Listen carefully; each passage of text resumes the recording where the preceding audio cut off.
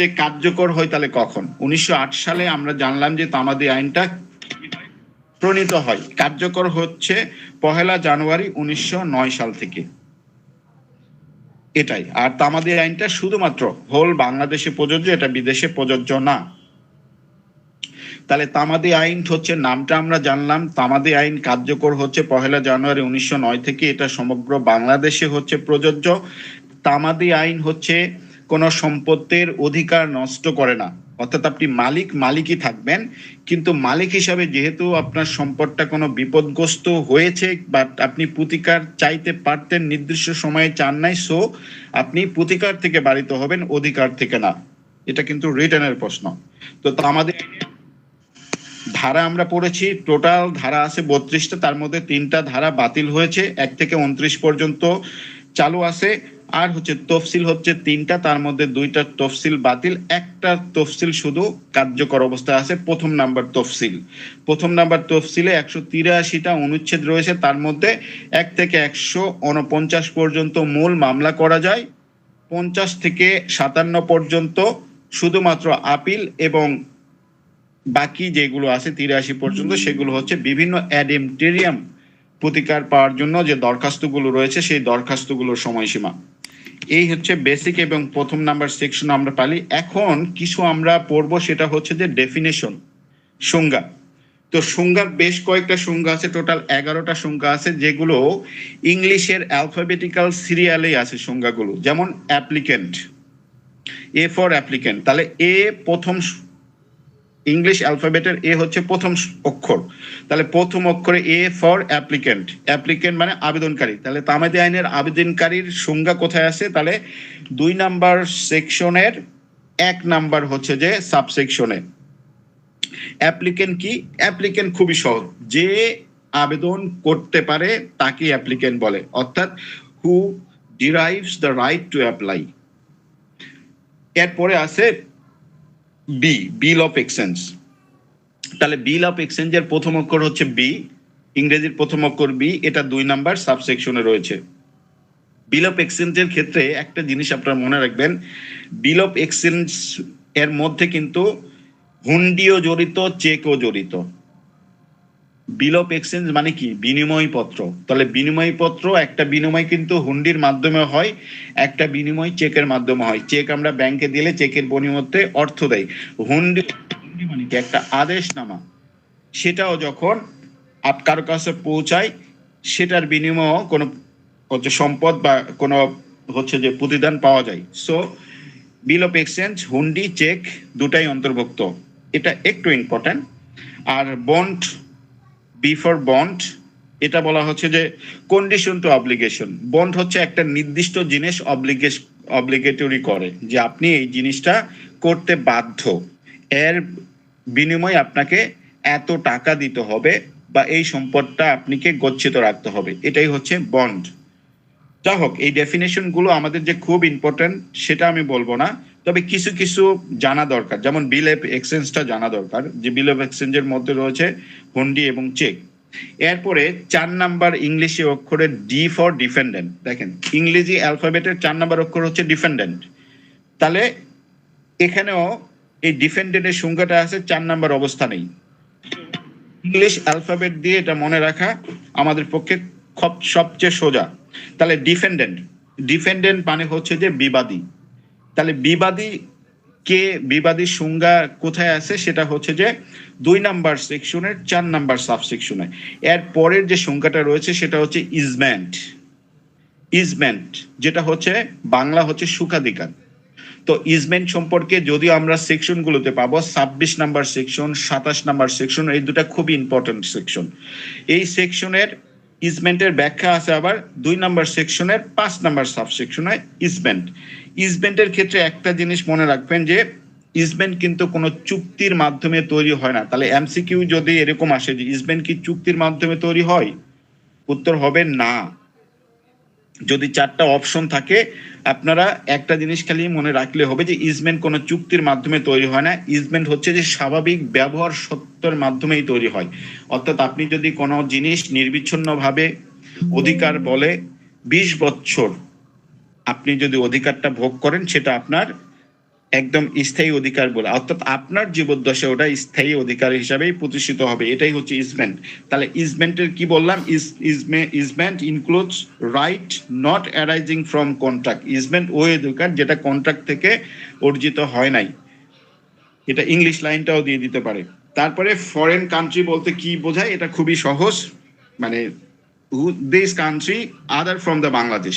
বাংলাদেশের বাইরে যত কান্ট্রি আছে সেটাই ফরেন কান্ট্রি। সেটা বাংলাদেশের বাইরে ইন্ডিয়া, নেপাল, ভুটান যা কিছু আছে আর কি, বাংলাদেশ না হলেই হইলো, সেটাই বিদেশ। সো আর গুড ফেইথ একটা খুবই ইম্পর্টেন্ট। গুড ফেইথের ইংলিশ সিরিয়াল হচ্ছে জি, মানে ইংলিশ অ্যালফাবেটিক্যাল সিরিয়াল হচ্ছে কি 7 নম্বরে জি। তাহলে জি ফর গুড ফেইথ। তাহলে গুড ফেইথের সংজ্ঞা কোথায় আছে? 2 নাম্বার সেকশনে 7 নাম্বার সাব সেকশনে। আর গুড ফেইথের ক্ষেত্রে একটা জিনিস ইম্পর্টেন্ট, আমরা কাকে গুড ফেইথ বলবো? তাহলে গুড ফেইথ আমরা তাকেই বলবো যেটাকে with due care and attention, with due care and attention, যে কাজটি আপনার করতে হবে সেটা with due care and attention, মানে যথেষ্ট কেয়ার নিয়ে এবং যথেষ্ট মনোযোগ সহকারে যদি ওই কাজটি করেন তাহলে ওকে আমরা বলবো গুড ফেইথ। তাহলে with due care and attention, এই জিনিসটা মনে রাখেন। আবার বলতেছি, with due care and attention, এই মোতাবেক যে কাজটা করা হবে সেটাকে আমরা গুড ফেইথ বলবো। সেটা হচ্ছে যে 2 নাম্বার সেকশনের 7 নম্বরে আছে। আর হচ্ছে আমরা ডিফেন্ডেন্ট পেয়েছি, কিন্তু ডিফেন্ডেন্ট মানে বাদী এবং বিবাদী। শুধু বাদী বিবাদী চিনলে হবে না, আদালতে আমাদের খুবই টিটকারি করবে যে বাদী বিবাদী চিনে, প্লেইনটিফ আর হচ্ছে যে ডিফেন্ডেন্ট আর প্লেইনটিফ এটা চিনে না। ডিফেন্ডেন্ট যে বিবাদী এটা আমরা চিনলাম, প্লেইনটিফ মানে বাদী। তাহলে প্লেইনটিফ আর ডিফেন্ডেন্ট এগুলোর সংজ্ঞা কোথায় আছে? 2 নাম্বার সেকশনের। ডিফেন্ডেন্টের সংজ্ঞা আছে হচ্ছে 4 নাম্বার সাবসেকশন, আর প্লেইনটিফের সংজ্ঞা আছে 8 নাম্বার সাবসেকশনে। অর্থাৎ 4-এর ডবল করে দেন, 4 দুগুণ 8। 4-এর ডিফেন্ডেন্টের সংজ্ঞা, আর প্লেইনটিফ হচ্ছে যে 8 নাম্বার সাবসেকশনে 2-এর। তাহলে ডিফেন্ডেন্ট হলো বাদী, আর প্লেইনটিফ মানে ডিফেন্ডেন্ট মানে হচ্ছে বিবাদী, আর প্লেইনটিফ মানে হচ্ছে বাদী। এরপরে আরেকটা জিনিস আছে প্রমিসরি নোট, নট ইম্পর্টেন্ট, এটা শুধু জেনে রাখবেন যে প্রমিসরি নোট 2-9 আছে। আর হচ্ছে যে সুট, যেটা নিয়েই আমাদের কার্যক্রম, সুট। আমরা এমসিকিউ এ মামলা না লেখে বলবে যে সুটে প্রযোজ্য না, এরকম কথা লেখা থাকে। সুট, সুট মানে হচ্ছে মামলা। তাহলে সুটের সংজ্ঞা কোথায় আছে? সুটের সংজ্ঞা হচ্ছে যে 2 নাম্বার সেকশনের 10 নম্বরের সুটের সংজ্ঞা। তাহলে সুটটা আসলে কিভাবে হয়? সুট বলতে কিন্তু শুধুমাত্র মামলা আমরা বুঝাই না। সুট বলতে আমাদের হচ্ছে যে মূল যে মামলাটা, অর্থাৎ যেটার মাধ্যমে একটা মামলা বিগিনিং হয় সেটাকে আমরা বলতেছি সুট। যদি আমরা কেউ বলে যে আপিল কি সুট, না আপিল সুট না। অন্য কোনো অ্যাপ্লিকেশন কি সুট, সুট না। সুট অর্থ হচ্ছে শুধুমাত্র মূল মামলা। এটা এমসিকিউ যদি দেয়, নিম্নের কোনটি সুট? আপিল, রিভিশন, তারপরে অরিজিনাল, মানে অরিজিনাল ইনস্টিটিউশন অফ সুট যদি বলে, ইনস্টিটিউশন অফ ফার্স্ট ইন্টারসি অফ এনি কি বলবো কমপ্লেইন্ট। তাহলে যে জিনিসটা ফার্স্ট ইনস্টিটিউশন হচ্ছে মামলার কার্যধারায়, সেটাই হচ্ছে যে কিন্তু সুট বা মূল মামলা। তাহলে সুটের সংজ্ঞা হচ্ছে 2-10 আছে। আর লাস্টে আরেকটা জিনিসের সংজ্ঞা আছে, ট্রাস্টি। আমরা গতকাল কিন্তু সুনির্দিষ্ট প্রতিকার আইনও ট্রাস্টির সংজ্ঞা পড়ছি, সুনির্দিষ্ট প্রতিকার আইনে ট্রাস্টের সংজ্ঞা পড়ছি, ট্রাস্টের সংজ্ঞা পড়ছি, অব্লিগেশনের সংজ্ঞা পড়ছি, সেটেলমেন্টের সংজ্ঞা পড়ছি। এই যে তামাদি আইনও 11 নম্বরে বলা আছে হচ্ছে ট্রাস্টের সংজ্ঞা। তাহলে এই যে 2 নাম্বার সেকশন পুরোটাই কিন্তু সংজ্ঞা কেন্দ্রিক, অর্থাৎ ডেফিনেশন কেন্দ্রিক। সো ডেফিনেশন গুলো খুবই ইম্পর্টেন্ট মামলা জানা, এই আইন চর্চার জন্য এই ডেফিনেশন গুলো খুবই ইম্পর্টেন্ট। কাকে অ্যাপ্লিকেন্ট আসলে কে, বিল অ্যাপ্লিকেশন বলতে আমরা কি বুঝতেছি, একটা মামলার হচ্ছে প্লেইনটিফ কে, একটা মামলার ডিফেন্ডেন্ট কে, সুট আমরা কাকে বলতেছি, ইজমেন্টের সংজ্ঞা যে 2-5 আছে, এটা ইম্পর্টেন্ট যে ইজমেন্টের সংজ্ঞা কোথায় আছে 2 নাম্বার সেকশনের 5 নাম্বার সাবসেকশনে। যাই হোক, সংজ্ঞা নিয়ে আমরা আর হচ্ছে কথা বলবো না। এখন 3 নাম্বারে মূল জায়গায় আমরা চলে গেলাম। 3 নম্বরে বলা হচ্ছে, ইংলিশ লাইনটাও দিতে পারে যে dismissal of suit etcetera instituted etcetera after period of limitation. তাহলে এই যে তামাদির মেয়াদ শেষে যে মামলা, আপিল এবং দরখাস্ত, মামলা বললাম, আপিল বললাম এবং দরখাস্ত বললাম, তামাদি আনতেই তিনটাই খারিজ হবে। অর্থাৎ মামলার জন্য যে তামাদিটা দেয়া আছে 3 বছর, 5 বছর, 10 বছর, 60 বছর পর্যন্ত আছে, অর্থাৎ 3 মাস থেকে 60 বছর পর্যন্ত আছে। এর মধ্যে যদি আপনি মামলা করতে না পারেন তাহলে এটা অটোমেটিক, অব্লিগেটরি, আদালত বাধ্যতামূলকভাবে কাউকে কোনো প্রকার কমপ্লেন করতে হবে না, যে বাদী মামলা দায়ের করলো বিবাদী বলাও লাগবে না যে এটা তামাদি দ্বারা বাড়িত। আদালত যখনই বুঝতে পারবে তখনই মামলাটা খারিজ করে দিবে, ডিসমিস করে দিবে। এটা মূল মামলার ক্ষেত্রে প্রযোজ্য, আপিলের ক্ষেত্রে প্রযোজ্য, দরখাস্তর ক্ষেত্রে প্রযোজ্য। কিন্তু এই খারিজটা আদালত কিন্তু একটা কনসিডারেশন, একটা শর্তের আলোকে করবে, সেটা হচ্ছে যে 4 নাম্বার ধারা থেকে 25 নাম্বার পর্যন্ত এই আইনের, তামাদি আইনের 4 থেকে 25 পর্যন্ত যতগুলো মানে শর্ত যুক্ত করা হয়েছে এখানে, legal disability, exclusion time of legal proceeding, তারপরে হচ্ছে যে কন্টিনিউয়াস রানিং অফ টাইম, যত প্রকার বিধিবিধানগুলো আছে, মামলার প্রতারণা ফ্রড কেস হইলে কি হবে, লিগাল হচ্ছে যে ডিসএবিলিটি যেটা বললাম, এগুলো অর্থাৎ 4 থেকে 25-এর আলোকেই কিন্তু এই মামলাটা ডিসমিসাল হবে। যদি 4 থেকে 25-এর আলোকে মানে কোনো পেয়ার পায়, সেখানে কোনো যদি কজ ওখানে দাঁড়ায় যায়, তাহলে কিন্তু আর মামলা ডিসমিসাল হবে না। তাহলে আদালতকে মামলা ডিসমিসাল আগে দেখতে হবে যে 4 থেকে 25 ধারা পর্যন্ত যে বিধিবিধানগুলো আছে সেই বিধিবিধানগুলোর মধ্যে পড়তেছে কিনা। যদি না পড়ে তাহলে মামলাটা ডাইরেক্ট ডিসমিস হয়ে যাবে। এটা কিন্তু আদালতের বাধ্যতামূলক ক্ষমতা। তাহলে এখানে কি পয়েন্টগুলো কি, 3 ধারায় কি কি ক্ষেত্রে প্রযোজ্য, মূল মামলা, আপিল এবং দরখাস্ত। 3 ধারাটা বাধ্যতামূলক ক্ষমতা না হচ্ছে যে স্বেচ্ছাধীন ক্ষমতা। 3 ধারা কিন্তু বাধ্যতামূলক ক্ষমতা আদালতের জন্য। এখন 3 ধারার অ্যাপ্লাই করতে গিয়ে আদালত কি 3 ধারা অ্যাপ্লাই করতে গিয়ে আদালত 4 থেকে 25 ধারা পর্যন্ত বিবেচনা করবে। সো এখান থেকে এটুকুই হচ্ছে যে আমাদের এমসিকিউর জন্য আসতে পারে। 3 ধারায় আপনার আরো রিটেন প্রশ্ন তো এখান থেকে বানাই দিতে পারে, কিন্তু এই জিনিসটা বুঝলে রিটেন যেভাবেই দেখ আমরা সহজেই পারবো। যদিও 3 ধারাটা রিটেনের জন্য ইম্পর্টেন্ট না, সামনে আছে ইম্পর্টেন্ট। এখন 3 ধারায় আরেকটা জিনিস আছে যে আমি যে মামলা করব, আসলে মামলা বলতে আমরা কি বুঝাচ্ছি। মামলা তো আমাদের হচ্ছে যে বেআইনি কার্যবিধিতে বলা আছে যে মামলা ম্যাজিস্ট্রেটের নিকটে করতে হবে, যে প্রথম শ্রেণী হচ্ছে judicial magistrate, senior judicial magistrate বা যুগ্ম জেলা জজের নিকট করতে হবে মামলা। কিন্তু বাস্তবে কিন্তু তা না। এখানে বলে দেয়া আছে, ব্যাখ্যায় বলা হচ্ছে যে মামলা আদালতের যে কর্মকর্তা মামলা গ্রহণ করে তার কাছে দিলেই হবে। আপনি মামলা করতে যায়, দেখা গেল যে বিচারক নাই, না থাকতে পারে, বিচারক ছুটিতে, অসুস্থ, বিচারকের একটা ফাংশন আছে, থাকতে পারে, কিন্তু বিচারকের ওই এজলাসেই যে মামলাটা গ্রহণ করে সে যদি উপস্থিত থাকে তার কাছে মামলা দিলে সেটা ইনস্টিটিউশন হয়ে যাবে, অর্থাৎ মামলা চালু হয়ে যাবে সেটা।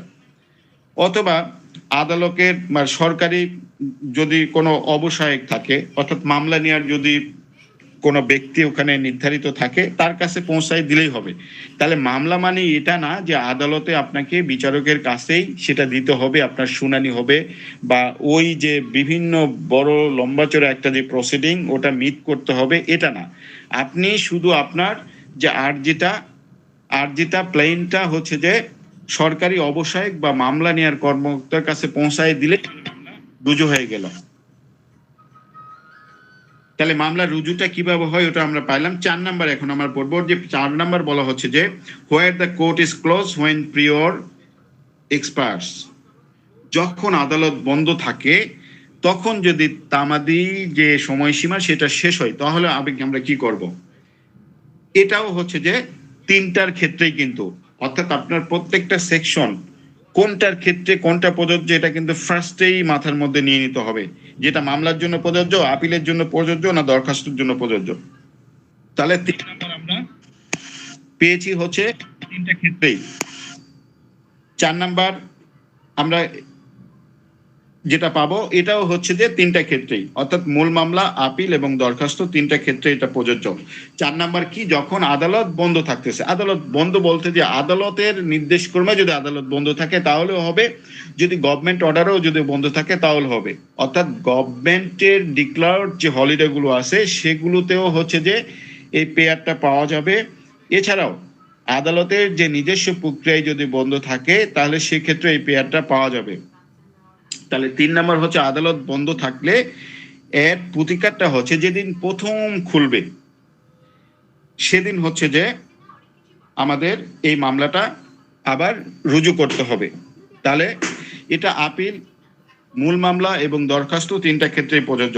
এখন প্রশ্ন এমসিকিউতে বা রিটেন প্রশ্নে একটু ধান্দা সৃষ্টি করতে পারে যে যেদিন আপনি মামলাটা রুজু করতে গেছেন, অর্থাৎ তামাদি মেয়াদ হচ্ছে যেদিন শেষ সেদিন হচ্ছে বন্ধর দিন ছিল, যেদিন ওই যে আদালতটা খুলছে সেদিন দেখা গেল যে বিচারক ছুটিতে রয়েছে। এখন বিচারক ছুটিতে রয়েছে তার মানে এই না যে আপনি ওই দিন মামলা দায়ের করবেন না। আপনার অবশ্যই কেউ না কেউ অল্টারনেটিভ পার্সন আছে, একজন না একজন থাকবেই সেখানে। তো তার কাছেই যদি আপনি ওই মামলার হচ্ছে রুজু করেন বা দরখাস্ত রুজু করেন বা আপিল রুজু করেন তাহলে সেটা দায়ের বলে বিবেচিত হবে। কিন্তু সেদিন যদি আপনি না দায়ের করেন তাহলে কিন্তু আপনি তামাদি দ্বারা বারিত হবেন। সো এই 4 নাম্বারটি ইম্পর্টেন্ট। যখন আদালত, when court is close, when period is expires, যখন আদালত বন্ধ থাকতেছে তখন যদি তামাদি এটা যদি শেষ হয়ে যায় সেদিন, তাহলে যেদিন প্রথম খুলবে, আমাদের মনে রাখতে হবে যে প্রথম যেদিন খুলবে সেদিনই মামলাটা বা আপিল বা দরখাস্তটা দেওয়া যাবে। এই শেষ। 5 নাম্বারটা খুবই ইম্পর্টেন্ট রিটেনের জন্য। এই যে 4 নাম্বারটাও কিন্তু রিটেনের জন্য ইম্পর্টেন্ট। প্রবলেমেটিক আটাকারি কিয়ে দিতে মানে প্রবলেমেটিক প্রশ্নই করে দেয় এখান থেকে বেশি।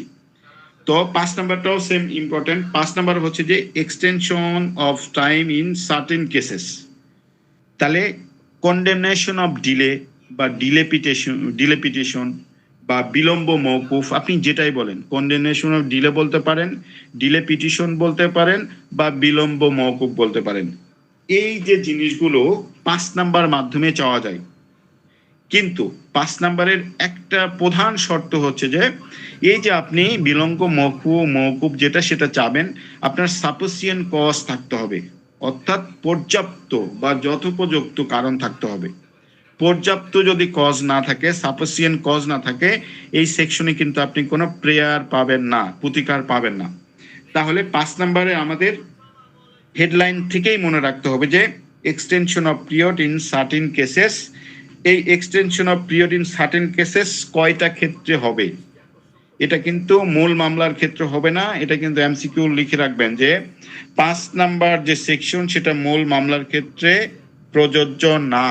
এখন এমসিকিউ যেভাবে আপনাকে 4টা পয়েন্ট সৃষ্টি করে দেখ, 4টা অপশন দেখ, আপনি একটা কথা মনে রাখবেন যে 5 নাম্বার মূল মামলার ক্ষেত্রে প্রযোজ্য না। তাহলে 5 নাম্বার কিসের ক্ষেত্রে প্রযোজ্য? 5 নাম্বার 5টি বিষয়ে প্রযোজ্য।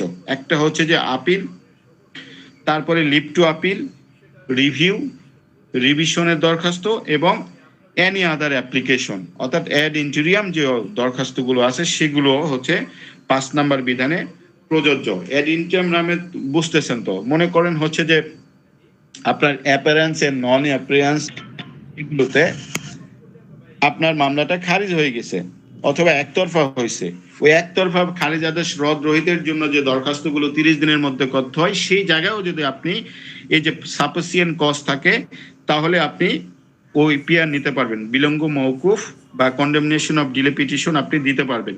কন্ডেমনেশন ডিলে এখান থেকে রিটেনে যেটা আসতে পারে যে এই যে ডিলে পিটিশনের একটা মুসাবিদা করুন, অর্থাৎ ডিলে পিটিশনের দরখাস্তটা আপনি কিভাবে লিখবেন। এটা আপনি একটা মুসাবিদা, একটা দরখাস্ত যদি সুন্দর করে সাজায় মানে নিতে পারেন মনের মধ্যে, তাহলে সমস্ত দরখাস্তগুলোই সম্ভব। এটা আমাদের মিজান স্যার আমাদের একটা দেখাই দিবে, ওই আলোকেই করব। আমরাও ইন দ্য মিন টাইম আমাদের কাছে যদি সময় থাকে তাহলে আমরা বইয়ে দেখে নিব যে আসলে দরখাস্তগুলো কিরকম হয়। তাহলে 5 নাম্বারের আরো কিছু জিনিস আছে। আমরা কন্ডেমনেশন ডিলে পাইলাম, ডিলে পিটিশন পাইলাম, বিলম্ব মওকুফ পাইলাম। 5 নম্বরে সাফিসিয়েন্ট কজ থাকতে হবে। এখন সাফিসিয়েন্ট কজগুলো হচ্ছে যে কি? সাফিসিয়েন্ট কজ হতে পারে বিভিন্ন ধরনের, সাফিসিয়েন্ট কজ হতে পারে, যেমন হচ্ছে আপনার গুরুতর অসুস্থতা, তারপরে আপনার হ্যালো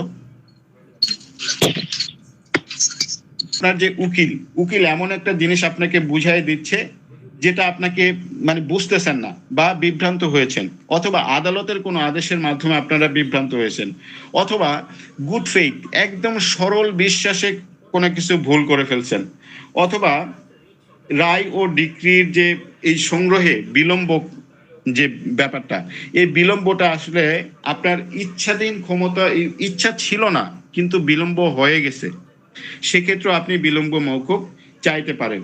প্রাকৃতিক দুর্যোগ হতে পারে, বা দারিদ্রতা, অথবা আগের যুগের অনেক পর্দানশীল মহিলা ছিল, এখনো থাকতে পারে পর্দানশীল মহিলা, এটাও কজ হতে পারে। অর্থাৎ সাফিসিয়েন্ট কজ আদালতকে আপনাকে সন্তুষ্ট করতে হবে।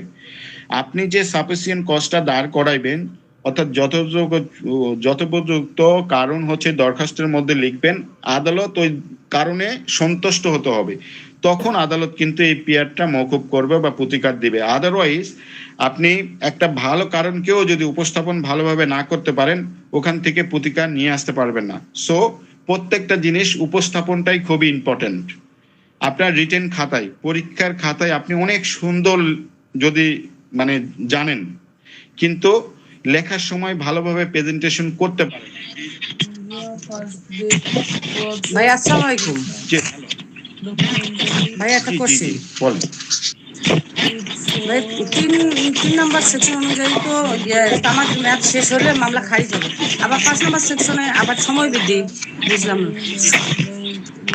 সেকশনটা মূল মামলার ক্ষেত্রে প্রযোজ্য না, আর 5 নাম্বার ক্ষেত্রে মূল যে মামলা, আপনার মূল মামলা আপিল, তিনটা ডেফিনেশন আনসার না, তিন প্রকারের জিনিস, জি জি, আপিল এবং দরখাস্ত তিনটা ধরনের জিনিস।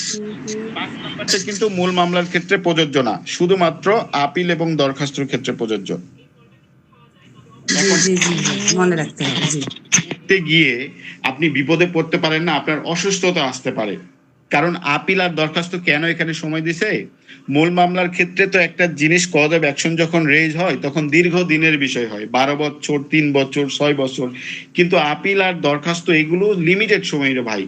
আপিল, মৃত্যুদণ্ডের আপিলটা 7 দিন সময়, আর কিছু আপিল আছে 60 দিন সময়, 90 দিন সময়, 1 মাস সময়। সো এই অল্প সময়, এই সময়ের মধ্যে আমরা তো অত, আমাদের যে বাংলাদেশের নাগরিক বা মক্কেল যারা থাকে অত তো বেশি শিক্ষিত না, জানে না, তারা অল্পতেই বিভ্রান্ত হয় এবং ডিলে করে। তখন আদালত যেন তারা যেন প্রেয়ার থেকে, ন্যায় বিচার থেকে বঞ্চিত না হয়, এই জন্য আদালত এই 5 নাম্বারটা একটা সুযোগ দিয়েছে, ডিলে পিটিশন বা কন্ডেমনেশন অর ডিলে সুযোগ দিয়েছে এখানে। এটা আদালতের কিন্তু স্বেচ্ছাধীন ক্ষমতা। আমরা 3 নাম্বার যেমন পড়লাম বাধ্যতামূলক ক্ষমতা, 5 নাম্বার কিন্তু আদালতের স্বেচ্ছাধীন ক্ষমতা, এটাও মনে রাখবেন, এখান থেকে এমসিকিউ আসে। তাহলে 5 নাম্বার হচ্ছে আদালতের ইচ্ছাধীন ক্ষমতা বা স্বেচ্ছাধীন ক্ষমতা, বা আদালতের ডিসক্রিশনারি মূলক ক্ষমতা, যেভাবেই আসুক, বাংলা যেভাবে শব্দ চয়ন করুক বা ইংলিশ শব্দ চয়ন যেভাবেই করুক, আমরা একটা যদি ভালোভাবে জানি ইনশাল্লাহ সলভ করতে পারবো সবকিছুই। তাহলে 5 নাম্বার আমার এমসিকিউর জন্য কি কি মনে রাখতে হবে? 5 নাম্বার তো আদালতের স্বেচ্ছাধীন ক্ষমতা, 5 নাম্বারে সাফিসিয়েন্ট কজ মানে দাঁড় করাইতে হবে এবং আদালতকে সন্তুষ্ট করতে হবে। 5 নাম্বারের লাস্ট যে বিষয়টা আলোচনা করবে সেটা হচ্ছে 5 নাম্বার কিন্তু বিশেষ আইনের ক্ষেত্রে প্রযোজ্য নয়। তাহলে একটা জিনিস এখানে, এবারে 2025 সালে কিন্তু আসছিল 5 নাম্বার বিশেষ আইনের ক্ষেত্রে প্রযোজ্য নয়, অর্থাৎ 29 ধারার ক্ষেত্রে, অর্থাৎ 29 ধারায় যে সংরক্ষণ আছে সেটার আলোকে এই 5 নাম্বারটা দিয়ে দিতে হবে যে বিশেষ আইনের ক্ষেত্রে 5 নাম্বার প্রযোজ্য, কোনোভাবেই প্রযোজ্য না। বিশেষ আইন আমরা কোনগুলো বলবো? স্ট্যাটুটরি ল এবং স্পেশাল ল। স্ট্যাটুটরি ল হচ্ছে যে মূল আইন, যেমন দ্বন্দ্ববিধি মূল আইন, তারপরে এসআর অ্যাক্ট অর্থাৎ সুনির্দিষ্ট প্রতিকার আইন, এটা মূল আইন। তামাদি আইনেরও 26 ধারা, 27 ধারা, 28 ধারা, এটা কিন্তু মূল আইনের নেচার আছে এখানে। অর্থাৎ তামাদি আইনটা কিন্তু যদিও আমাদের প্রসিডিউরাল ল, কিন্তু তামাদি আইনে কিন্তু 26 ধারা, 27 ধারা, 28 ধারা কিন্তু এই যে সাবস্টেন্টিভ লর নেচার আছে, অর্থাৎ সাবস্টেন্টিভ নেচারের প্রকৃতি। তাহলে এটা বললে অশুদ্ধ হবে না যে তামাদি আইন হচ্ছে যে আমাদের মানে প্রসিডিউরাল ল এবং সাবস্টেন্টিভ লরের একটা হচ্ছে যে মিশ্র ধরন, অর্থাৎ এটা হচ্ছে যে পদ্ধতিগত আইন আবার মূল আইন যেটা সাবস্টেন্টিভ ল, যেটা দুই প্রকারেরই তামাদি আইনটা। কিন্তু আপনারা পরীক্ষা দেওয়ার সময় যদি এরকম আসে যে তামাদি আইন কোন প্রকৃতির আইন, যেহেতু বেশিরভাগ সেকশন হচ্ছে প্রসিডিউরাল ল, সো আপনারা লিখবেন যে প্রসিডিউরাল ল। তাহলে 5 ধারা বিশেষ আইনের ক্ষেত্রে প্রযোজ্য না, এখান থেকে কিন্তু রিটার্ন আসে, এই জন্যই একটু বেশি সময় নিলাম। 5 ধারা শেষ, 6 ধারা আমরা এখন যাব যে 6 ধারায় আসলে কি কি প্রযোজ্য। 6 ধারায় বলছে যে লিগাল ডিসএবিলিটি। ডিসএবিলিটি কিন্তু অনেক প্রকার আছে, অনেক প্রকার। কি কি? আপনার একটা পা কেটে গেল, এটাও ডিসএবিলিটি। আপনার দেখা গেল যে আপনি গুরুতর শরীরে একটা ঘা হয়েছে অনেক, আপনি খাইতে পারতেছেন না, এটাও ডিসএবিলিটি। কিন্তু লিগাল ডিসএবিলিটি এখানে বলছে কেন? লিগাল ডিসএবিলিটি বলার কারণ হচ্ছে আইন 3টা ডিসএবিলিটিকে লিগাল ডিসএবিলিটি হিসেবে চিহ্নিত করছে। সেগুলো কি? Minor, insane and idiot. Minor হচ্ছে নাবালক, ইনসেন্স যার সেন্স নাই, পাগল, আর ইডিয়ট হচ্ছে যে পাগল না কিন্তু আলাভোলা, কম বুদ্ধি সম্পন্ন, ডানে যাইতে বললে বামে যাই, মানে আনারি বুদ্ধি সম্পন্ন। তাহলে মাইনর, ইনসেন্স এবং ইডিয়ট। এখান থেকে এমসিকিউ কিরকম আসে যে লিগাল ডিসএবিলিটি কোন সেকশনে আছে? 6 নম্বর সেকশনে আছে। লিগাল ডিসএবিলিটি কয় শ্রেণীর ব্যক্তিকে লিগাল ডিসেবল বলা হচ্ছে? এখানে 3 শ্রেণীর ব্যক্তি, একটা মাইনর, ইনসেন্স আর হচ্ছে ইডিয়ট। এখন minor, insane and idiot legal disability বললাম, এরা হচ্ছে যে কি সুবিধা পাবে?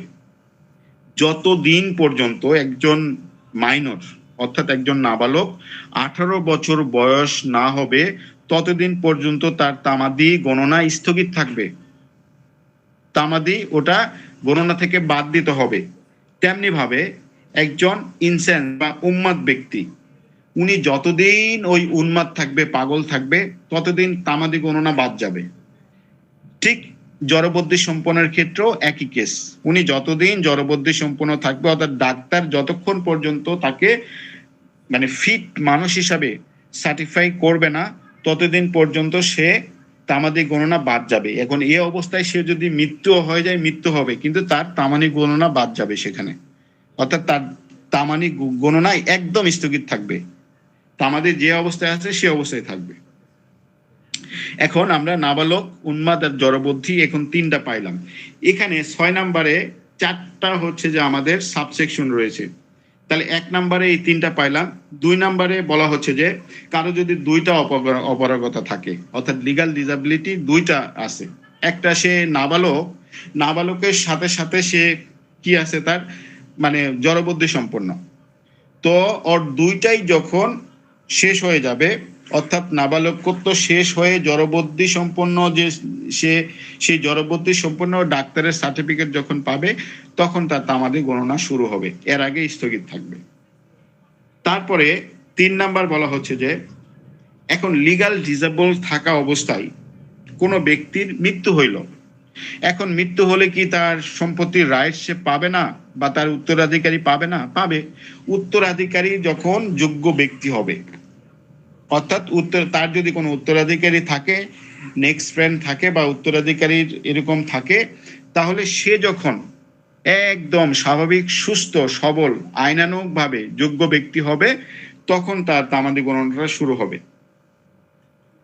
4 নম্বরে বলা হচ্ছে যে কোনো ব্যক্তির মৃত্যুর তারিখে আইনানুগ উপস্থিতি যদি অপারগতায় পরিণত হয়। এখন একটা ব্যক্তি মারা গেছে, মারা যাওয়ার সময় তার যে বৈধ উত্তরাধিকারী তিনিও ডিসেবল মানুষ, তিনিও যে লিগাল ডিসেবিলিটিতে ভুগতেছেন। এখন এক্ষেত্রেও ওই সেম হবে যে ওর সমস্ত লিগাল ডিসেবিলিটি দূরীভূত হওয়ার পর তামাদি গণনা শুরু হবে। এখানে কিন্তু ক্যালকুলেশন দিয়ে দিবে আপনার, মানে অনেক ধরনের হচ্ছে যে গাণিতিক ক্যালকুলেশন দিয়ে প্রবলেম তৈরি করে কিন্তু রিটেন প্রশ্ন এখান থেকে দিয়ে দিবে যে অমুক ব্যক্তি সে নাবালক ছিল, নাবালক থেকে যেদিন সে নাবালক তো থাকা অবস্থায় সে হচ্ছে যে জড়বুদ্ধি সম্পন্ন হয়, এবং জড়বুদ্ধি থেকে ভালো হওয়ার আগেই সে মৃত্যুবরণ করে। তার হচ্ছে যে যে প্রতিনিধি যে থাকবে, সে প্রতিনিধিও হচ্ছে যে জড়বুদ্ধি সম্পন্ন। তারপরে অমুক বছরের অমুক তারিখে তাকে ডাক্তার সার্টিফিকেট দিল, সে এখন সুস্থ মানুষ, তাহলে তখন থেকে সে হবে। এখানে কিন্তু মানে দিতে পারে যে 2025 সালের জানুয়ারি মাসে সে লিগাল ডিসেবিলিটিতে পতিত হয়। এই যে সংখ্যাগত যে ক্যালকুলেশন দেবে, একটু একটু ধীর স্থির ভাবে দিবেন। যে শুধু একটা জিনিস মনে রাখবেন, যে যেদিন থেকে সে সুস্থ হবে সেদিন থেকেই তার তামাদি গণনা শুরু হবে। এখন 6 নাম্বার কিন্তু এককভাবে পড়লে বোঝা যাবে না, 6, 7 এবং 8 এই তিনটা একসঙ্গে পড়তে হবে, কারণ এই তিনটা মিলে একটা প্যাকেজ। তাহলে 6 আর আলোচনা করব না। 6 হচ্ছে যে আপনারা শুধু মনে রাখবেন যে 3 শ্রেণীর ব্যক্তি হচ্ছে লিগাল ডিসেবল, একটা হচ্ছে নাবালক, উন্মাদ বা জড়বুদ্ধি সম্পন্ন, এই তিনটা ব্যক্তি। আর এটা কি ক্ষেত্রে প্রযোজ্য? এটা শুধুমাত্র মূল মামলা এবং দরখাস্তর ক্ষেত্রে প্রযোজ্য। আচ্ছা, 7 নম্বরে কি বলা হচ্ছে যে 6 নম্বরের ডিসেবিলিটি শুধুমাত্র সিঙ্গেল একজনের কথা বলা হচ্ছে। 7 নম্বর বলা হচ্ছে যে একটা মামলায় কজ অফ অ্যাকশন যখন দাঁড়ায় তখন তো বাদী একজন হয় না, কোয়ারিশন, সম্পত্তি এগুলো হইলে বাদী 3 জন, 4 জন, 5 জনও হয়। কোন একটা ব্যবসা 5 জন মিলে অংশীদারি ব্যবসা পরিচালনা করে। এখন 5 জন বা 3 জন যেটাই হোক, এখন 3 জন মিলেই তারা এক জায়গা থেকে টাকা ধার নিছে, দিয়ে তারা ব্যবসা পরিচালনা করতেছে। এখন 3 জনের মধ্যে একজন হচ্ছে ডিসেবল, কিন্তু বাকি 2 জন পারে যে তার ঋণটা পরিশোধ করতে, সেক্ষেত্রে কিন্তু তামানি গণনা চলতে থাকবে। এখন 3 জনের মধ্যে যদি 3 জনই ডিসেবল, লিগাল ডিসেবল পার্সন হয়, তাহলে কিন্তু তামাদি বন্ধ থাকবে। এই 7 নাম্বার এটাই বলছে যে একটা গ্রুপ অফ পিপলের মধ্যে যদি একজন বা একাধিক জনের লিগাল ডিসেবিলিটি থাকে, সেই ব্যক্তিটা যদি এমন ব্যক্তি হয় যে তাকে ছাড়া মামলাটা পরিচালনা করা সম্ভব না, মামলার প্রতিকার প্রদান করা সম্ভব না, তাহলে তামাদি গণনা স্থগিত থাকবে। আর যদি তাকে ছাড়াই যদি পর্যাপ্ত প্রতিকার দেয়া যায়, সে যদি কিম্যান না হয়, তাহলে তামাদি গণনাটা চলতে থাকবে। এই 6 আর বেশি কিছু না পড়লেও হবে।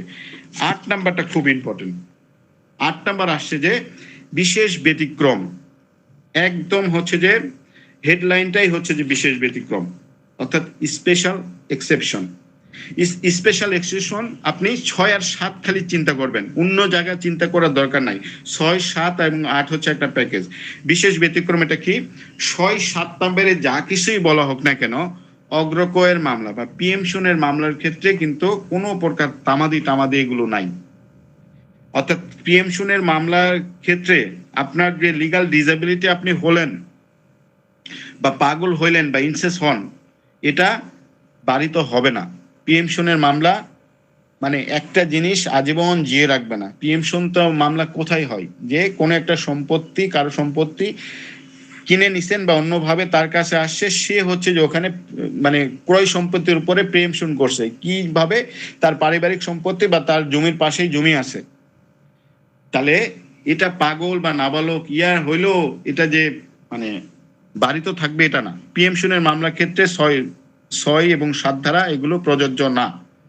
আরেকটা আছে যে এই যে লিগাল ডিসেবল থেকে যখন সেও সুস্থ হবে, ওই সুস্থ হওয়ার দিন থেকে 3 বছরের মধ্যে মামলা করতে হবে। এখন এই 3 বছর গণনার ক্ষেত্রে অনেক জিনিস আছে। কি জিনিস? যদি কোনো মামলার মানে সময়সীমা বা দরখাস্তের সময়সীমা যদি 3 বছর সময় না, যেমন আপনার দখল পুনরুদ্ধারের মামলা, ওই যে শুধুমাত্র জবরদখল হয়েছে, অর্থাৎ পুনর্দখল মামলা হচ্ছে 6 মাসের মধ্যে করতে হয়, তাহলে এখানে আপনি 6 মাস পাবেন। আপনার কিছু মামলা যদি দেখা গেল যে 1 বছরের মধ্যে করতে হয়, যেমন লিবেল মামলা, স্ল্যান্ডারের মামলা, তারপরে ক্ষতিপূরণের মামলা, এগুলো 1 বছরের মধ্যে করতে হয়, তাহলে এখানে সময় পাবেন সুস্থ হওয়ার পর 1 বছরই। এখান থেকে কিন্তু 3 বছর কাউন্ট হবে না। 3 বছর কোথায় কাউন্ট হবে? 3 বছরের বেশি যেগুলো 6 বছরের মধ্যে মামলা করতে হবে, 12 বছরের মধ্যে মামলা করতে হবে, সেই ক্ষেত্রে আপনি 3 বছর সময় পাবেন। তাহলে 8 নাম্বার দুটো জিনিস ইম্পর্টেন্ট, একটা প্রিএমশনের ক্ষেত্রে কার্যকর না, আর নাবালক থেকে যখন সাবালক হবে তখন 3 বছরের মধ্যে মামলা। আচ্ছা, তারপরে 9 নাম্বার যেটা কন্টিনিউয়াস রানিং অফ টাইম, সময়ের অবিরাম চলন। এখান থেকে কিন্তু রিটেন প্রশ্ন হয়। একবার তামাদি মেয়াদ শুরু হলে পরবর্তী কোনো অক্ষমতা বা অযোগ্যতা কোনো কিছুই তাকে বারিত করবে না, অর্থাৎ সময় তার অবিরাম চলতে থাকবে। যেমন টাইমে টাইড ওয়েট ফর নান, এরকম ইংলিশে কথা আছে না, সেই রকম। অর্থাৎ একবার তামাদি যদি শুরু হয়ে যায়, একটা দিন যদি শুরু হয়ে যায়, তারপরে যদি আপনি নাবালক মানে ইডিয়ট হলেন বা পাগল হইলেন, তামাদি আর বাড়িতে হবে না, তামাদির গণনা চলতে থাকবে। এটাই বলছে 9 নাম্বারে। তাহলে সময়ের অবিরাম প্রচলন কোথায় আছে? 9 নাম্বারে। 9 নাম্বার থেকেও হচ্ছে যে প্রশ্ন এরকম দিয়ে দিতে পারে, একজন ইডিয়ট মানুষ সুস্থ হয়েছে, ডাক্তারি সনদ দিচ্ছে, সে দিব্যি ভালো, 1 সপ্তাহ ভালো ছিল, তারপরে আবার সে কি হয়ে গেছে, আবার ইডিয়ট হয়ে গেছে বা পাগল হয়ে গেছে। সেক্ষেত্রে কিন্তু তামাদি বন্ধ হবে না, তামাদি চলতে থাকবে, সময় চলতে থাকবে। আচ্ছা, 10 নাম্বার আমরা পড়বো। 10 নাম্বার হচ্ছে যে ট্রাস্টি বা প্রতিনিধির বিরুদ্ধে মামলা। এটা এই 10, 11 লেস ইম্পর্টেন্ট, তবুও একটু জানে রাখবেন যে ট্রাস্টেড প্রপার্টি যদি হয় বা ট্রাস্টেড প্রতিনিধির বিরুদ্ধে মামলার কিন্তু তামাদের সময়সীমা নাই, এটা জন্য ইম্পর্টেন্ট।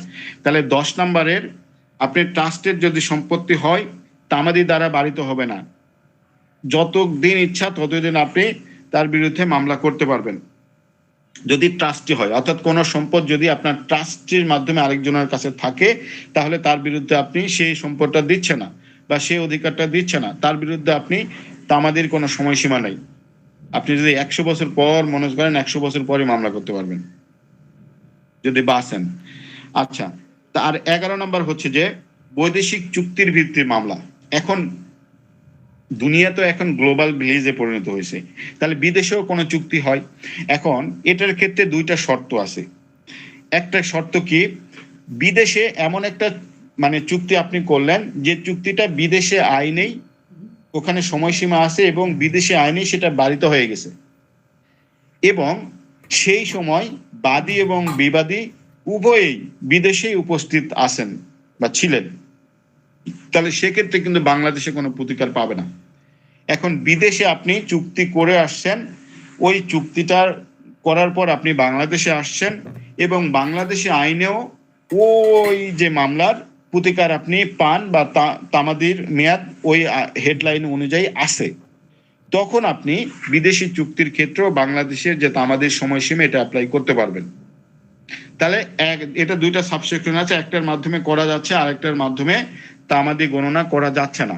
কোন ক্ষেত্রে করা যাচ্ছে না? যদি বিদেশি আইন দ্বারাই সেটা বারিত হয় আর চুক্তিটা করার সময় উভয়ে যদি বিদেশেই থাকে, মানে ওখানেই বসবাস করতেছে তারা, কিন্তু হঠাৎ করে ওই দেশের আইনে তারা বারিত হয়েছে, তারা খোঁজ খবর নিয়ে দেখে যে বাংলাদেশে তো এটা মানে অ্যাপ্লাই করা যাবে, তখন বাংলাদেশে এসে তারা হচ্ছে যে আইনের আশ্রয় নিতে চাচ্ছে, এই সুযোগ সন্ধানী মানুষকে বাংলাদেশে আইনে কোনো প্রতিকার দিবে না, এটাই বলা হচ্ছে। তাহলে বৈদেশিক চুক্তি সম্পর্কে বলা হচ্ছে কোথায়? 11তে। 12 নাম্বার মোস্ট ইম্পর্টেন্ট। 12 নাম্বার হচ্ছে যে এমসিকিউ এর জন্য এই যে ইংলিশে সাবজেক্ট লাইনটা পড়ে রাখবেন যে exclusion of time in legal proceeding, অর্থাৎ লিগাল প্রসিডিং এ কোন কোন সময় বাদ যাবে, একটা লিগাল প্রসিডিং এ কোন কোন সময় বাদ যাবে, এটা কোথায় আছে? 12 নাম্বার সেকশনে আছে। তাহলে এখানে 4টা ক্ষেত্র আছে, 4টা ফিল্ড আছে। 4টা ফিল্ড কি? এটাতেও কি কি বরাদ্দ? মূল মামলায় বরাদ্দ, আপিলে করতে পারবেন আর দরখাস্ত করতে পারবেন। এখন 4টা ফিল্ডটা হচ্ছে যে, প্রথম number field cause of action উদ্ভব দিন, অর্থাৎ মামলা গণনার প্রথম দিনটা সময় গণনা থেকে বাদ যাবে। রিটেন প্রশ্ন যখন ক্যালকুলেশন করবেন এগুলো কিন্তু মাথায় রাখবেন, যে কোনো তামাদি গণনায় প্রথম কজ অফ অ্যাকশন যেদিন হবে, অর্থাৎ মামলার প্রথম দিন, যেদিন মামলার কারণ উদ্ভব হয় সেদিনটা সময় গণনা থেকে বাদ যাবে। 2 নাম্বার বাদ যাবে কি? রায় বা আদেশ বা ডিগ্রি যেদিন ঘোষণা করে সেই ঘোষণার দিনটাও বাদ যাবে। 3 নাম্বার বলা হচ্ছে যে এই যে রায় বা আদেশের কপি তো এখন নিতে হবে, না হলে পরবর্তী প্রতিকার তো করা যাবে না। আপনি একটা রায়ের বিরুদ্ধে শঙ্কিত হয়েছেন, ওই রায়ের বিরুদ্ধে আপনি আপিল করবেন, এখন আপিল কি এমনি করবেন? ওই রায়ের কপিটা অবশ্যই নিতে হবে। এখন রায়ের ওই কপির জন্য দরখাস্ত করছেন, দরখাস্ত করার পর রায়টা প্রসেস হয়ে ওর নোটিশ হচ্ছে, নোটিশ হওয়ার পর রায় আপনাকে দিচ্ছে, এটা নিতে যা আপনার 15 দিন, 20 দিন, 3 মাস, 6 মাসও লাগতে পারে। যতদিন লাগবে ততদিন তামাদি গণনায় সেটা কিন্তু অ্যাড হবে। অর্থাৎ কোনো একটা সময়ে আপিলের একটা সময়সীমা আছে 30 দিন, কিন্তু রায়ের কপি সংগ্রহ করতে আপনার লাগছে আরো 15 দিন। তাহলে 30-এর সঙ্গে 15 যোগ দেন, 45 দিন। কিন্তু 45 দিনের সঙ্গে আরেকটা দিক দেন, যেদিন রায় ঘোষণা করছে 46 দিন। তাহলে 46 দিন আপনি টোটাল পাবেন, আপনি হচ্ছে যে ওই আপিলটা করার জন্য ওই মামলার। সো এভাবে সূক্ষ্মভাবে তামাদিগুলো গণনা করবেন, তাহলে ভুল হবে না। তাহলে আমরা এখানে 12 ধারায় কয়টা জিনিস পাইলাম? যারা 12 ধারায় হচ্ছে যে আমরা কজ অফ অ্যাকশন যেদিন হবে সেদিন সময় গণনা থেকে বাদ দিতে হবে, রায় আদেশের দিন বাদ দিতে হবে, আর রায়ের কপি সংগ্রহের জন্য যে ব্যয়িত সময় সেটা বাদ দিতে হবে। আরেকটা জিনিস বাদ দিতে হবে যে সালিসি যে রোয়েদাত হয়, অর্থাৎ যদি সালিসি আইনে সালিস হওয়ার পর তারা যে একটা রায় দিবে, সেই রায়ের বিরুদ্ধে সেই রায়টা রদরহিত করার জন্য যখন আপনি উপর আদালতে আবেদন করবেন, তখন তো ওরও তো রাইট কপিটা লাগবে। তাহলে ওর রাইট কপি নেওয়ার জন্য যে সময়টা, সেটাও তামাদি গণনার ক্ষেত্রে বাদ দিতে হবে। এই 4টা জিনিস হচ্ছে যে এক্সক্লুশন করতে হবে লিগাল প্রসিডিং থেকে। তাহলে এক্সক্লুশন টাইম লিগাল প্রসিডিং কোথায় আছে? 12 ধারায় বলা আছে। তাহলে 12 ধারায় 4টা জিনিস বাদ যাচ্ছে। মামলার কারণ উদ্ভবের দিন বাদ যাচ্ছে, রায় আদেশের প্রচারের দিন বাদ যাচ্ছে, এবং রায় আদেশের কপি সংগ্রহের জন্য ব্যয়িত সময় যেটা, সেটাও বাদ যাচ্ছে। আর রোয়েদাতের কপি মানে গ্রহণ করার যে সময়সীমা, পাওয়ার যে সময়সীমা, সেটাও বাদ যাচ্ছে। কিন্তু এটা একটা শর্ত আছে, সেই শর্তটা হচ্ছে আপনি যদি ইচ্ছাকৃত ডিলে করেন আর আদালত যদি সেটা বুঝতে পারে, তাহলে কিন্তু আপনি তামাদি আপনার তখন কিন্তু স্থির থাকবে না, বা তামাদির আইনে সেটা কিন্তু যোগ হবে না। অবশ্যই সেটা এটার এখানেও হচ্ছে যে সাফিসিয়েন্ট কস্ট থাকতে হবে এবং গুড ফেইথ থাকতে হবে। আপনার যদি এই যে 12 ধারার সুবিধা পাওয়ার জন্য আপনার সবচেয়ে ইম্পর্টেন্ট হচ্ছে গুড ফেইথ বা সৎ বিশ্বাসের সব কাজ করতে হবে, সময়ের কাজ সময়ে করতে হবে। ইচ্ছাকৃত আপনি রায়ের কপি পাওয়ার জন্য 15 দিন পর আবেদন করলেন, তাহলে ওই যে 15 দিন রায় প্রকাশের দিন থেকে 15 দিন পর যে আবেদন করলেন, মাঝখানের 15 দিন কিন্তু আপনি এর সুবিধা পাবেন না। কেন পাবেন না? তামাদি আইনে এমন একটা তামাদির দরখাস্ত, অর্থাৎ তামাদির সুবিধা নেওয়ার জন্য যে দরখাস্ত, প্রত্যেকটা দিনের কাউন্ট আপনাকে হিসাবটা বুঝাই দিতে হবে যে অমুক দিন আপনার কেন তামাদির জন্য মওকুফ চাচ্ছেন। এই জন্যই মওকুফ চাচ্ছি যে অমুক দিন এই সমস্যা ছিল আমার। তাহলে এত তারিখ থেকে এত তারিখ কেন চাচ্ছেন? এই জন্যই চাচ্ছি যে এত তারিখে এবং এত তারিখের মধ্যে আমি রায়ের কপি সংগ্রহের জন্য দরখাস্ত করি এবং এত তারিখে আমি রায়ের কপিটা হাতে পাই, সো এত তারিখ থেকে এত তারিখ বাদ। এই জন্য তামাদির প্রত্যেকটা জিনিস সুস্পষ্টভাবে ওই দরখাস্তে কিন্তু উল্লেখ না করলে আদালত কোনো প্রেয়ার দিবে না। তাহলে 12 ধারা আমার মনে হয় শেষ, অনেক কথা বলছি। 13 ধারা শুধুমাত্র 13 ধারা আপনি পাবেন যে বাদী এখানে সুবিধা পাবে, বিবাদীর কোনো এখানে কিচ্ছু নাই। এটা 13 ধারাটা শুধুমাত্র মূল মামলার জন্য। অর্থাৎ যদি বিবাদী বাংলাদেশের বাহিরে থাকে বা বাংলাদেশি একটা দুর্গম এলাকায় থাকে, যদিও বর্তমানে এটা বাংলাদেশের ছিটমহলগুলোকে বলা হতো, এখন ছিটমহলের সমস্যা তো প্রায় সমাধান হয়ে গেছে, এই জন্য ওখানে আর কোনো অত বেশি ইয়ে না। এখন দুর্গম বলতে যে রাঙামাটি, খাগড়াছড়ি, বান্দরবন, ওটা অত দুর্গম না, সেন্ট মার্টিনও অত দুর্গম না। সো শুধুমাত্র বিদেশের ক্ষেত্রেই প্রযোজ্য। কি প্রযোজ্য? কোনো ব্যক্তি যদি বিদেশে থাকে আর দেশে তার প্রপার্টি নিয়ে যদি আরেক ব্যক্তি সংকট হয় এবং তার বিরুদ্ধে যদি মামলা করতে যায়, এখন ওই ব্যক্তিটা বিদেশ, তখন তো মামলা করে আর লাভ কি? বিদেশ থেকে আনতে পারতেছে। এই জন্য আইন বলছে যে ওই বিদেশ থেকে ওই ব্যক্তি যখন বাংলাদেশে আসবে তখন থেকে তার তামাদি গণনা শুরু হবে। তাহলে বিদেশে থাকা অবস্থায় যতগুলো সময় সেই সময়টা বাদ যাবে। তাহলে 13 নম্বর আমরা পাইলাম বিদেশ সংক্রান্ত। 14 নম্বর আমরা পাচ্ছি কি? এখতিয়ার বহির্ভূত আদালতে।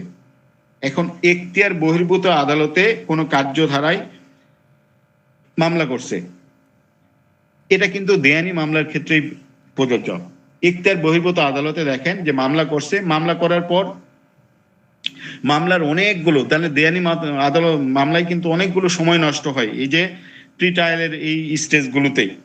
এখন যখন সে জানতে পারছে যে আসলে আমি ভুল আদালতে মামলা করছি, এখতিয়ারই নাই ওই আদালতে বিচার করার, তখন অলরেডি 1 বছর 6 মাস চলে গেছে, তখন এই যে 6 মাস বা 1 বছর বা 2 বছর যে সময়টাই যাক, ওই মামলা করার থেকে শুরু করে যেদিন ওই দরখাস্তটা যেদিন বুঝলো যে এটা আমাদের এখতিয়ার নাই, সেই দিন পর্যন্ত যতগুলো ব্যয়িতের সময়, এই সময়টা কিন্তু তামাদি গণনার ক্ষেত্রে বাদ যাবে। এখন এই ব্যয়িতের সময় এগুলোর মধ্যেও কিন্তু গুড ফেইথ থাকতে হবে।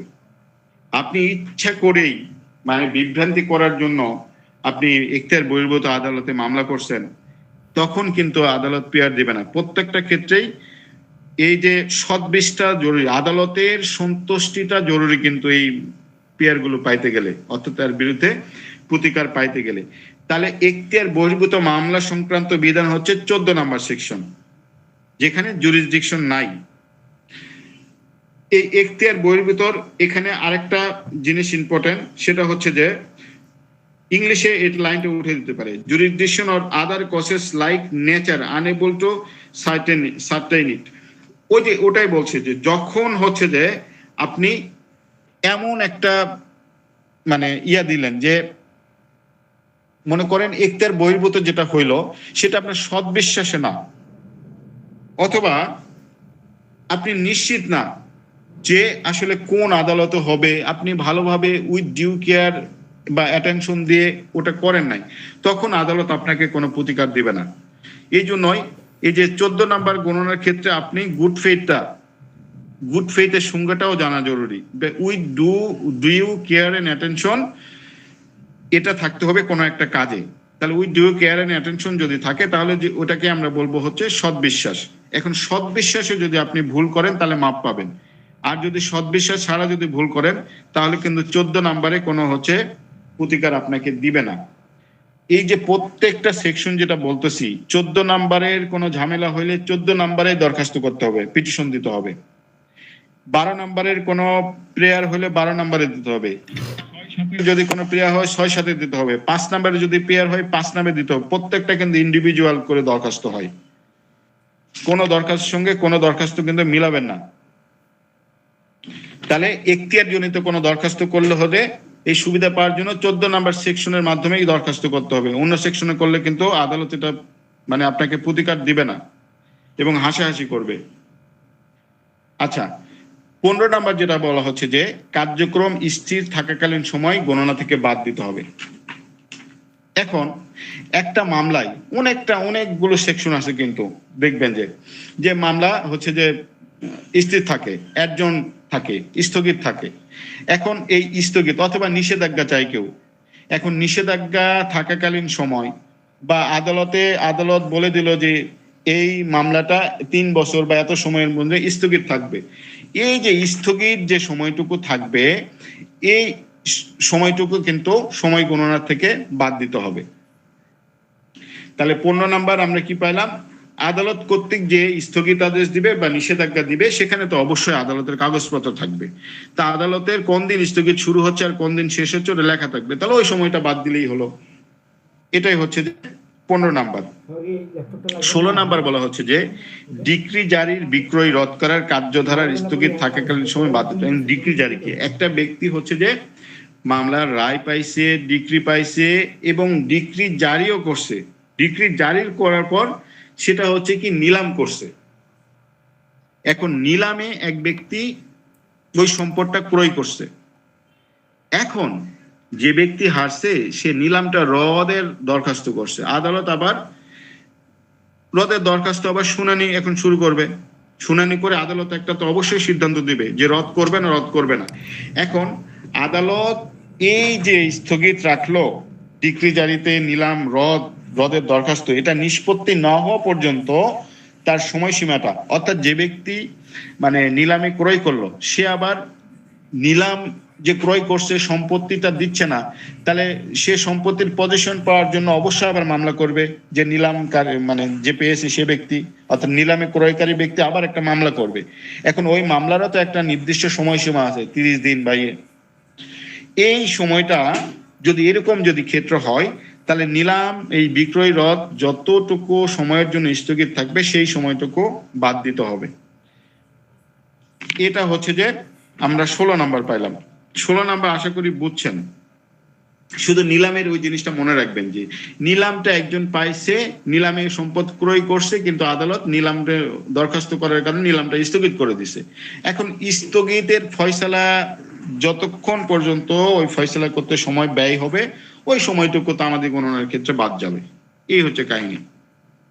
আচ্ছা, 17 নাম্বার যেটা, মামলা দায়ের করার ক্ষমতা অর্জন করার আগেই মৃত্যুর ফলাফল এক্ষেত্রে প্রযোজ্য না, সেটা আমরা পাইলাম যে অগ্রকয়ের মামলা, সম্পত্তি দখল উদ্ধারের মামলা আর বংশগত পদ উদ্ধারের মামলা। ইফেক্ট অফ ফ্রড বলা হচ্ছে যে 18তে প্রতারণার ফলাফল। প্রতারণা যখনই প্রকাশ পাবে তখনই হচ্ছে যে নতুন ভাবে তামাদির মেয়াদ শুরু হবে। তাহলে 17 পর্যন্ত খালি সময়গুলো বাদ দিতে হবে, কিন্তু এই যে 18তে বলা হচ্ছে যে নতুন ভাবে কিন্তু তামাদির মেয়াদ শুরু হচ্ছে। কখন শুরু হচ্ছে? একটা কজ অফ অ্যাকশন রেজ হওয়ার পর দেখা গেল যে আপনার মামলা করতে গেছেন, কিন্তু সে এমন ভাবে প্রতারিত করতেছে যে টাকা পান, টাকার জন্য মামলা করবেন, সে বলবে যে ঠিক আছে ভাই টাকা দিব, অমুক তারিখে দিব, তমুক তারিখে দিব, এই যে নেন একটা অঙ্গীকার পত্র নেন, এরকম অনেক কিছু, মানে শুধু প্রতারণা করে। অঙ্গীকার পত্র নিতে বলে আর অঙ্গীকার পত্র দেয় না এবং ঘুরায়। এভাবে বিভিন্ন ভাবে প্রতারণা করে তামাদির মেয়াদটা চলে যায়। তখন এই তামাদির মেয়াদ চলে যায়, এই অজুহাত তখন থাকবে না। ইফেক্ট অফ অ্যাকনোলেজমেন্ট, এটা কিন্তু লিখিত পরীক্ষা ইম্পর্টেন্ট। ইফেক্ট অফ অ্যাকনোলেজমেন্ট অর্থাৎ লিখিত প্রাপ্তি স্বীকার। যদি আপনি কোনো সম্পত্তি বা অধিকারের ক্ষেত্রে লিখিত কোনো দলিল বা রিসিপ্ট অথবা লিখিত কোনো অঙ্গীকারনামা যদি আরেক ব্যক্তিকে দেন, তাহলে যেদিন আপনি ওটা দিলেন, অর্থাৎ আপনি যার থেকে টাকা পান, সে বলল যে ভাই এত করো না, আমি টাকাটা অমুক তারিখে দিব, তাহলে লিখিত দলিল যেদিন সে রেইজ করলো দিল, সেদিন থেকে আবার নতুন ভাবে তামাদির মেয়াদ শুরু হচ্ছে। সে একটা সম্পত্তির বন্দোবস্ত করলেন, একটা ব্যবসায়িক বন্দোবস্ত করলেন, এখানে কিন্তু ব্যবসায়িক মধ্যে কি লভ্যাংশ দেয়, সুদ দেয়। সম্পত্তির হলে সম্পত্তির যে জমির ফসল যে আপনি মনে করেন যে 1 বিঘা জমি চাষ করবে, 5 মণ ফসল দিবে। এখন 5 মণ ফসল আপনাকে দিয়ে দিল, আপনি একটা রিসিপ্ট দিবেন, অবশ্যই রিসিপ্ট দিবেন। এখন এভাবে যদি যতক্ষণ মানে মামলার ওই যে বিষয়ের জন্য সুদ দিচ্ছে, টাকার জন্য সুদ দিচ্ছে, বা ঋণ পরিশোধ কিস্তিতে করতেছে, 1 লক্ষ টাকা ঋণ নিছেন, এখন 1 লক্ষ 5,000 করে কিস্তি। এখন কিস্তি 1 মাস দেয়, আরেক মাস দেয় না, 2 মাস পর দেয়।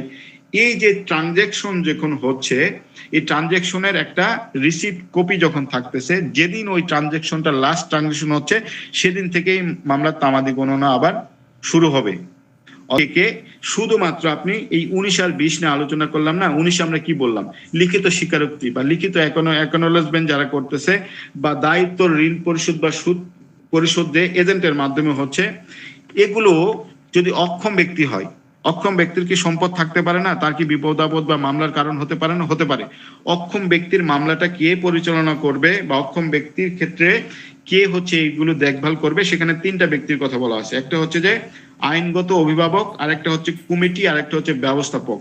তাহলে আমরা অ্যাকর্ডিং টু সেকশন 21 অনুযায়ী অক্ষম ব্যক্তির প্রতিনিধি কি হবে? এই 3টা ব্যক্তি কিন্তু, একটা হচ্ছে যে আইনগত অভিভাবক, আরেকটা হচ্ছে কমিটি, আরেকটা হচ্ছে ব্যবস্থাপক। সমাজের হিন্দু পরিবারের যে প্রধান কর্তা, সেই কিন্তু প্রতিনিধি হিসাবে নিয়োজিত হবে।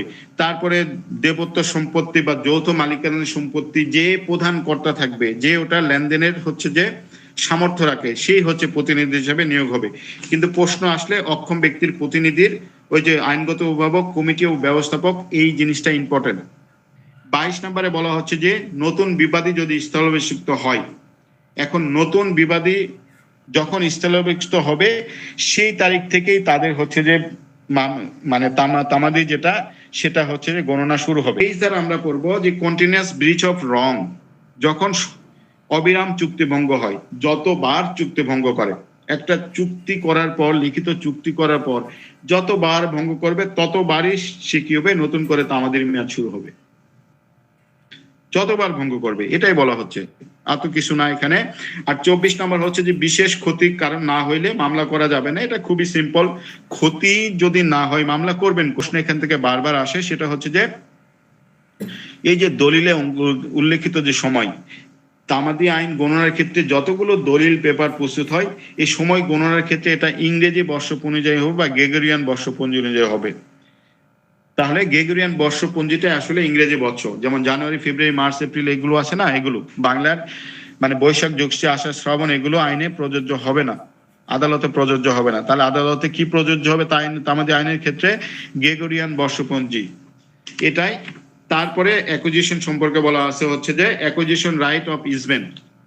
ইজমেন্টের সুবিধা সম্পর্কে বলা আছে 26-এ কি বলা আছে, ইজমেন্ট আপনি কয়টা ক্ষেত্রে দাবি করতে পারেন। একটা হচ্ছে যে বাড়িতে আলো প্রবেশ, বাতাস প্রবেশ, পথ এবং জলস্রোত, এই 4টা ক্ষেত্রে আপনি ইজমেন্ট দাবি করতে পারবেন, অর্থাৎ সুখাধিকার দাবি করতে পারবেন। এই 4টা মনে রাখবেন, 4টা দিয়ে এমসিকিউ দিয়ে দিতে পারে। তাহলে আলো, বাতাস, পথ এবং জলস্রোত, এই 4টা বিষয়ে ইজমেন্ট চাওয়া যায়। এই 4টা বিষয় চাইতে গেলে যদি সিভিল ব্যক্তিবর্গের হয় তাহলে 20 বছর, সিভিল ব্যক্তিবর্গের যদি সম্পত্তি হয় তাহলে এই 4টা বিষয়ের আপনাকে নির্বিচ্ছিন্নভাবে অধিকার বলে একদম with due care and respect, সদ্বিশ্বাসে ওই সম্পদটা কি করতে হবে, আপনাকে অ্যাভেল করতে হবে বা সুখাধিকারটা ভোগ করতে হবে। এই 20 বছর ভোগ করার পর পরবর্তী 2 বছরের মধ্যে আপনি মামলা করতে পারবেন অ্যাকর্ডিং টু অনুচ্ছেদ 32 তামাদি আইনের। তাহলে সিভিল পার্সনের জন্য 20 বছর, আর সেটা যদি সরকারি সম্পত্তি হয় সেটা হচ্ছে 60 বছর। হচ্ছে যে এই যে ইজমেন্টটা, এই ইজমেন্টারি সম্পত্তি